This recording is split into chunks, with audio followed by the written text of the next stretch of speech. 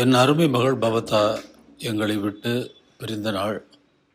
அன்பே உருவான இந்த மகள் பிரிந்த பின்னால்தான் அந்த குழந்தை எவ்வளவு அன்பு மயமாக இருந்திருக்கிறாள் என்பது எனக்கு புரிந்தது.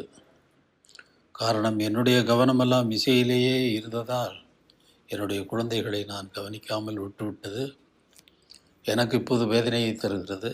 அந்த வேதனை தான் மக்களை எல்லாம் ஆறுதல் படுத்தும் இசையாக இருக்கிறது என்பதை நினைக்கும் பொழுது கொஞ்சம் எனக்கும் மனதுக்கு ஆறுதலாக இருக்கிறது.